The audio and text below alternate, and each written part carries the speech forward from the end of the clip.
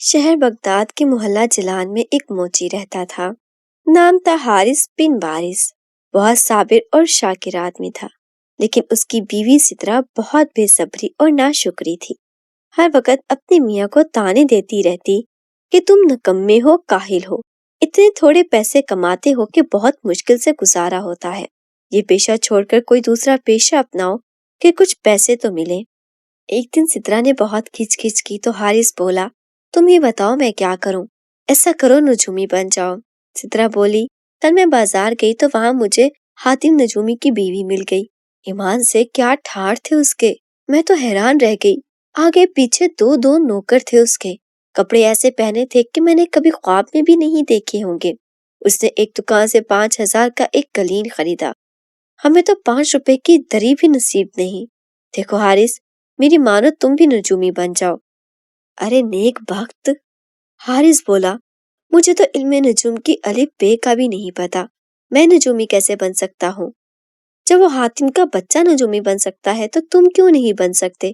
سترہ تنگ آ کر بولی، میں نے کہہ دیا بس، کل سے تم موچی نہیں نجومی ہوگے۔ حارث نے بیوی کو سمجھانے کی بہت کوشش کی، لیکن وہ بھی اپنی ضد کی پکی تھی، کسی طرح نہ مانی۔ آخر میاں کو بیوی کے سامنے ہتھیار ڈالنا پڑے۔ دوسرے دن صبح کو حارث نے چگا پہنا، کمر میں پٹکا باندھا، سر پر امامہ صافہ رکھا اور بازار جا کر ایک بند دکان کے تھڑے پر بیٹھ گیا۔ آئیے صاحبان آئیے، غیب کا حال معلوم کیجیے، میں آپ کے ستاروں کی چال بدل کر آپ کی ہر مشکل آسان کر سکتا ہوں۔ آئیے آئیے، مت شرمائیے، مت گھبرائیے، بہت پہنچا ہوا نجومی ہوں۔ آن کی آن میں اس کے گرد لوگوں کا مجمع لگ گیا۔ اس مجمع میں بغداد کا ایک مشہور جوہری بھی تھا۔ وہ لوگوں کی بھیڑ کو چیرتا پھاڑتا حارث کے پاس آیا اور بولا، یا شیخ، میں ایک جوہری ہوں۔ بادشاہ سلامت نے مجھے اپنا تاج پالش کرانے کے لیے دیا تھا۔ اس کا ایک ہیرا غائب ہو گیا ہے، اگر وہ ہیرا نہ ملا تو میں بے موت مارا جاؤں گا۔ حارث آسمان کی طرف دیکھ کر بولا، تمہارا ستارہ گردش میں ہے، اسے گردش سے نکالنے میں 1 گھنٹہ لگے گا، اب تم جاؤ، 1 گھنٹے بعد آنا۔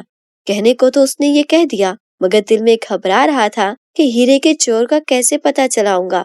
میرے تو فرشتوں کو بھی علم نہیں کہ چور کون ہے اور ہیرا کہاں ہے۔ اس نے ایک ٹھنڈی سانس بھری اور بولا، ارے سترہ، تو نے اپنے شوہر کو کس مصیبت میں پھنسا دیا ہے؟ اتفاق کی بات، اس مجمع میں جوہری کی بیوی بھی موجود تھی، اور اتفاق کی بات کہ اس کا نام بھی سترہ تھا۔ حارث کی بات سن کر وہ سمجھی کہ اس نجومی کو معلوم ہو گیا ہے کہ ہیرا میں نے چرایا ہے۔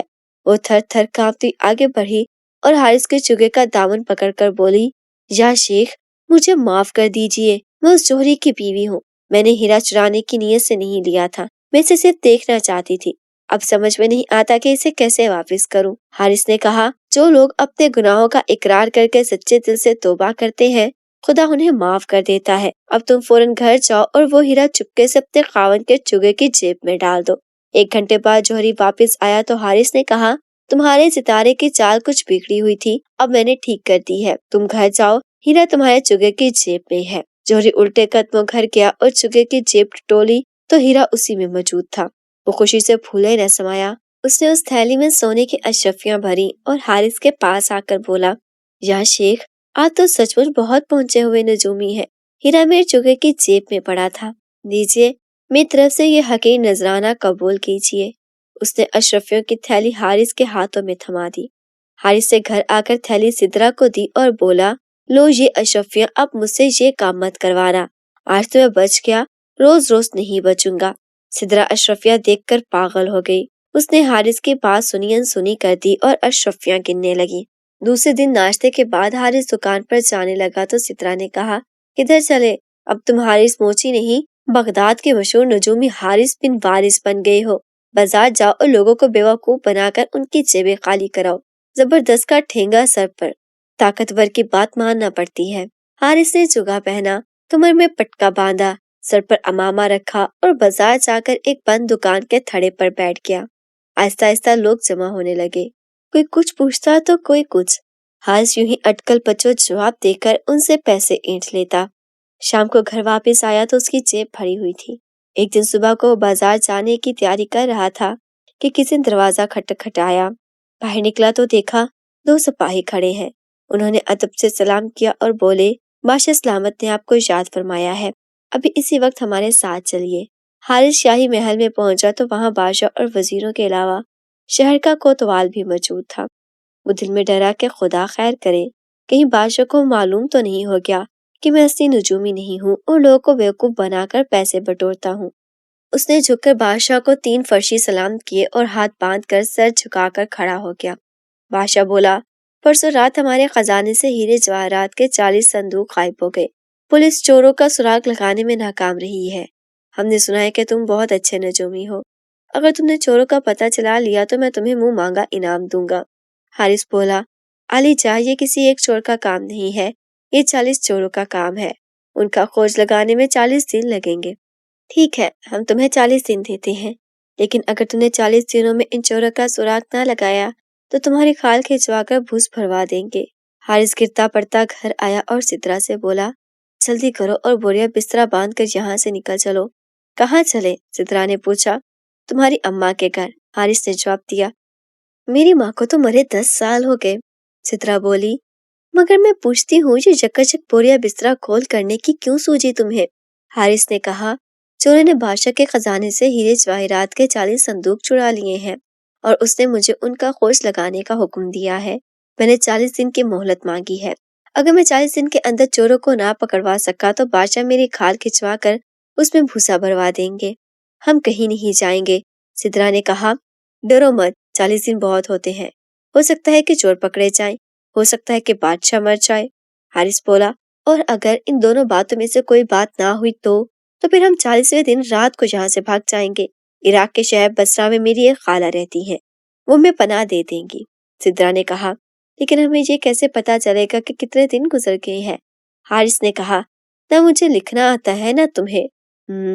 سترہ سوچ میں پڑ گئی، پھر بولی، میں روز شام کو مرتبان میں ایک کنکری ڈال دیا کروں گی، اس طرح معلوم ہوتا رہے گا کہ اتنے دن گزر گئے ہیں۔ جن چوروں نے شاہی خزانے میں چوری کی تھی ان کے ایک ساتھی شاہی محل کی جاسوسی کرتا تھا۔ اس اپنے سردار کو بتایا کہ بادشاہ نے بغداد کے ایک نجومی کو ہمارا کھوج لگانے پر مقرر کیا ہے۔ یہ شخص نجوم کا بہت بڑا عالم ہے، اس نے بادشاہ کو ہماری صحیح تعداد بتا دی ہے اور وعدہ کیا ہے کہ 40 دن کے اندر وہ ہمیں پکڑوا دے گا۔ سردار بولا، ارے بیوقوف، چوروں کی تعداد تو ایک بچہ بھی بتا سکتا ہے۔ ظاہر ہے 40 صندوق 40 آدمی ہی اٹھائیں گے۔ بس اس نے بتا دیا کہ 40 چوروں کا کام ہے، لیکن یہ نجومی بہت چلاک معلوم ہوتا ہے، ہمیں اس کی نگرانی کرنی چاہیے۔ تم آج شام اس کے گھر جانا اور معلوم کرنا کہ وہ کیا کرنا چاہتا ہے۔ اس شام وہ چور حارث کے گھر کے پاس پہنچا تو اسے کھڑکی میں باتوں کی آواز سنائی دی۔ وہ کان لگا کر سننے لگا۔ اس وقت سترہ نے مرتبان میں ایک کنکری ڈالی اور حارث زور سے بولا، 40 میں سے ایک گیا۔ یہ سن کر چور کی سٹی گم ہو گئی، بھاگا بھاگا اپنے اڈے پر گیا اور سردار سے بولا، سچ مچ وہ بہت پہنچا ہوا نجومی ہے۔ جو ہی میں نے اس کی کھڑکی پر کان لگایا، اس سے کہا، 40 میں سے ایک گیا۔ سردار نے کنکیوں سے اپنے ساتھیوں کو دیکھا، وہ خوف سے کانپ رہے تھے۔ سردار ان کی ہمت بندھانے کے لیے زبردستی مسکرایا اور بولا، تم نے غلط سنا ہے، کل 2 آدمی جائیں اور نجومی کی کھڑکی سے کان لگا کر اس کی باتیں سنیں۔ دوسرے دن شام کو دونوں چور چھپے چھپاتے حارث کے گھر کے پاس پہنچے اور کھڑکی سے کان لگا کر کھڑے ہو گئے۔ اسی وقت سترہ نے دوسری کنکری مرتبان میں ڈالی اور حارث زور سے بولا، 2، اب 38 رہ گئے۔ دونوں چور سر پر پاؤں رکھ کر بھاگ کھڑے ہوئے۔ انہیں سردار کو بتایا کہ یہ نجومی واقعی غیب کا علم جانتا ہے۔ ہم اس کی کھڑکی کے پاس پہنچے تو اسے معلوم ہو گیا کہ ہم 2 ہیں۔ سردار نے غصے سے پیر پٹکے اور چلا کر بولا، تم دونوں بھی بدھو ہو، کل 3 آدمی جائے اور کان لگا کر دھیان سے سنے۔ تیسرے دن 3 چور گئے، چوتھے دن 4، 5ویں دن 5 اور 39 دن تک یہ سلسلہ چلتا رہا۔ سترہ روز شام کو مرتبان میں ایک کنکری ڈالتی۔ حارث زور سے کنکڑوں کی تعداد بتاتا اور چور سمجھتے کہ وہ ان کی تعداد بتا رہا ہے، وہ ڈر کر بھاگ جاتے۔ 40ویں دن شام کو سردار اپنے تمام ساتھیوں کے ساتھ حارث کے گھر پہنچا اور کھڑکی سے کان لگا کر کھڑا ہو گیا۔ اسی وقت سترہ نے مرتبان میں آخری کنکری ڈالی اور حارث زور سے بولا، 40 پورے ہو گئے، سترہ رسیاں لاؤ۔ حارث نے رسیاں سامان باندھنے کے لیے منگوائی تھی۔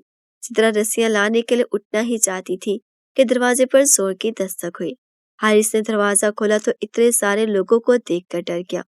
وہ سمجھا کہ بادشاہ نے اسے پکڑنے کے لیے فوج بھیجی ہے۔ وہ کچھ کہنا چاہتا تھا کہ چوروں کا سردار اس کے قدموں پر گر پڑا اور گر گرا کر بولا، شاہی خزانے میں چوری ہم نے کی تھی، بادشاہ کو نہ بتائیں، وہ ہمارا زن بچے کو لہو میں پلوا دیں گے، ہم آپ کے گھر سونے چاندی سے بھر دیں گے۔ حارث غصے سے بولا، بے مانو، تمہارا کیا خیال تھا کہ تمہارے اس جرم کا کسی کو پتہ نہیں چلے گا؟ ارے ہم سے تو دنیا کا کوئی بھید چھپا ہوا نہیں ہے، اب تمہاری خیریت اسی میں ہے کہ چوری کا سارا مال بادشاہ کو واپس کر دو۔ سردار نے کہا، لیکن حضور، ہم بادشاہ کے پاس جائیں گے تو وہ ہمیں قید خانے میں ڈال دے گا، بلکہ ہو سکتا ہے کہ ہمارا سر قلم کروا دے۔ تو تم ایسا کرو، حارث بولا، سورج نکلنے سے پہلے تمام صندوق بادشاہ کے محل کے مشرقی دیوار کے پاس دفن کر دو اور وعدہ کرو کہ آئندہ کبھی چوری نہیں کرو گے۔ ہم بادشاہ کو تمہارے بارے میں کچھ نہیں بتائیں گے۔ حضور نے جیسا کہا ویسا ہی ہوگا، سردار نے کہا اور اپنے ساتھی کو لے کر چلا گیا۔ دوسرے دن صبح کو بادشاہ کے سپاہی حارث کے گھر آئے اور اسے گھوڑے پر بٹھا کر شاہی محل لے گئے۔ بادشاہ نے پوچھا، ہمیں امید ہے تم نے چوروں کا کھوج لگا لیا ہوگا اور ہمارا خزانہ مل گیا ہوگا۔ آپ کا خیال درست ہے علی شاہ، حارث بولا، لیکن حضور یہ فرمائے کہ حضور کے نزدیک دونوں میں سے کون سی چیز زیادہ اہم ہے، خزانہ یا چور؟ میں ان میں سے صرف ایک چیز حضور کے حوالے کر سکتا ہوں، دونوں چیزیں دینے سے ستاروں نے منع کر دیا ہے۔ ہمیں خزانہ چاہیے، چورے سے پھر کبھی نپٹ لیں گے۔ بادشاہ نے کہا، تو پھر حضور میرے ساتھ تشریف لائیں۔ حارث بولا۔ بادشاہ، وزیر اور سپاہی حارث کے پیچھے چل پڑے۔ وہ انہیں شاہی محل کے مشرقی دیوار کے پاس لے گیا اور سپاہیوں سے کہا کہ زمین کھودے۔ انہوں نے زمین کھودی تو اس میں سے 40 صندوق نکلے۔ بادشاہ خوش ہو کر بولا، حارث، تم نے تو کمال کر دیا، تم کمال آدمی ہو، ہم آج سے تمہیں شاہی نجومی مقرر کرتے ہیں۔ حارث ہاتھ جوڑ کر بولا، میرے ستاروں نے مجھ سے کہا ہے کہ اب تم نجومی کا پیشہ چھوڑ دو اور موچی بن جاؤ، اسی میں تمہاری بھلائی ہے۔ بادشاہ نے حارث کو غور سے دیکھا اور بولا، ویسے تم شکل سے موچی ہی لگتے ہو، کوئی بات نہیں، ہم تمہیں شاہی موچی مقرر کرتے ہیں، تم شاہی خاندان کے جوتے بنایا کرو گے۔